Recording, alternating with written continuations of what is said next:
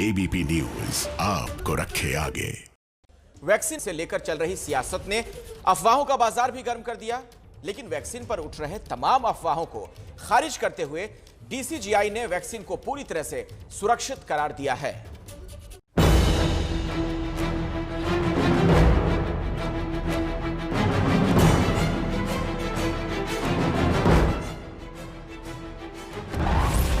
नए साल पर देश को मिली वैक्सीन की सौगात।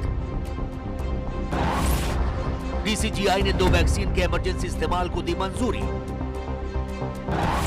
साथ ही वैक्सीन पर हर अफवाह को बताया बकवास होता है। लेकिन सब लोग ये कह रहे हैं कि इम्पोर्टेंट हो जाएंगे, ये भी सही है क्या? ये तो बहुत ही बकवास है। वैक्सीन को लेकर देश में राजनीति तेज हो गई है। हर मुद्दे पर राजनीति का मौका ढूंढने वाले नेताओं ने कोरोना की वैक्सीन को भी नहीं छोड़ा। कोरोना वैक्सीन के इमरजेंसी इस्तेमाल को मंजूरी मिलने से पहले ही समाजवादी पार्टी के मुखिया अखिलेश यादव ने वैक्सीन पर सवाल उठा दिए। उन्होंने वैक्सीन का बीजेपी से रिश्ता जोड़ते हुए वैक्सीन लगवाने से ही मना कर दिया, तो उनके पार्टी के विधायक ने एक कदम आगे बढ़ते हुए इसे नपुंसकता से जोड़ दिया। देखिए, मैं तो नहीं लगवाऊंगा अभी वैक्सीन, मैंने अपनी बात कह दी, और वो भी बीजेपी लगाएगी उसका भरोसा करूंगा मैं? अरे जाओ भाई, अरे अपनी सरकार आएगी, सबको फ्री वैक्सीन लगेगी। तो वो नहीं लगवा रहे हैं तो हमें लगता है कि कहीं ना कहीं उस वैक्सीन में कुछ ऐसी चीजें हों कि नुकसान हो जाए, और हमें लगता है कि बाद में लोग कह दें कि नहीं, जनसंख्या कम करने के लिए, मारने के लिए लगा दिए वैक्सीन, तो आप नपुंसक बना, कुछ भी हो सकता है। तो इसलिए अगर आदरणीय अखिलेश यादव जी ने इस बात को कहा है तो हमें लगता है सिर्फ समाजवादी पार्टी नहीं, पूरे प्रदेश की किसी जनता को वैक्सीन नहीं लगवाना चाहिए। सिर्फ समाजवादी पार्टी ही नहीं, वैक्सीन को लेकर विवाद खड़ा करने में कांग्रेस भी पीछे नहीं रही। निश्चित तौर से आज अगर विपक्ष के नेता और अखिलेश यादव को किसी भी तरीके का कोई डर है कि वैक्सीन का गलत इस्तेमाल ना हो, तो मैं समझता हूँ इसके अंदर कोई गलती नहीं है। अगर विपक्ष के नेता ये सोचते हैं कि आम आदमी को इस वैक्सीन का फ़ायदा होगा, निश्चित तौर से, लेकिन जिस तरीके से लगातार सरकार विपक्ष के नेताओं के खिलाफ है, उनके खिलाफ मुकदमे चला रही है। चिदम्बरम 3 महीने के अंदर 4 महीने तक जेलों में रहे हैं, हुड्डा को रोज़ सीबीआई जाना पड़ता है। हर विपक्ष के नेता को ये सरकार पॉलिटिकली ख़त्म कर देना चाहती है। तो अगर किसी को ये डर है कि इस वैक्सीन का गलत इस्तेमाल हो सकता है, तो मैं समझता हूँ कि सरकार को चाहिए कि विपक्ष के नेताओं को कॉन्फिडेंस मिले। लेकिन इन तमाम अफवाहों को खारिज करते हुए डीसीजीआई ने वैक्सीन को न सिर्फ पूरी तरह से सुरक्षित बताया, बल्कि इसे लेकर फैलाए जा रहे भ्रम को बकवास करार दिया।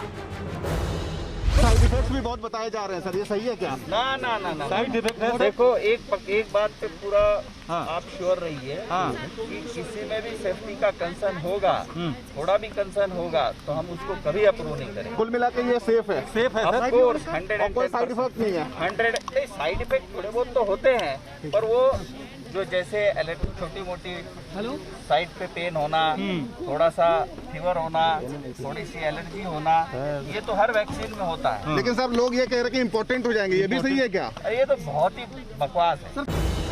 डीजीसीआई ने साफ शब्दों में वैक्सीन को लेकर फैलाई जा रही अफवाहों को गलत ठहरा दिया, लेकिन वैक्सीन पर सवाल उठाने वालों को वैज्ञानिकों की बात पर भी भरोसा नहीं।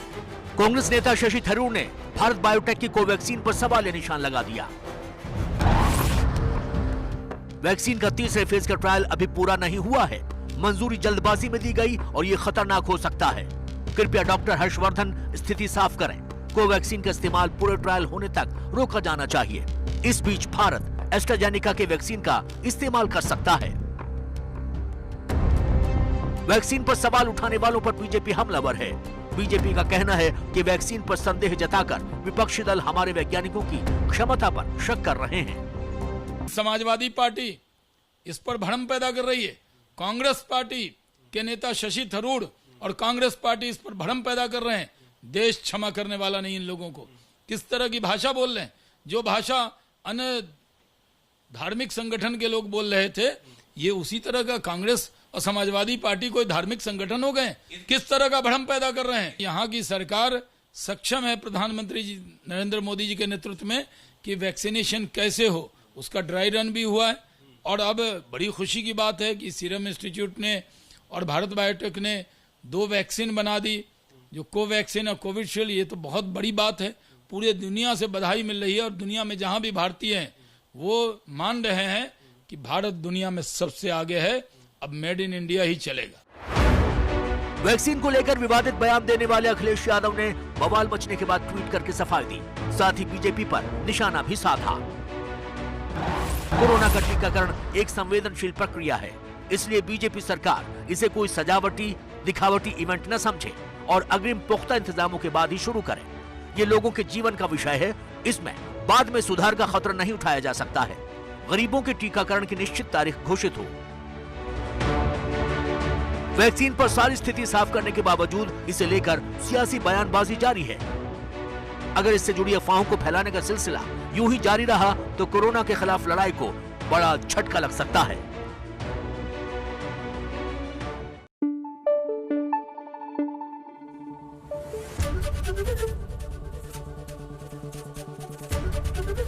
एबीपी न्यूज आपको रखे आगे।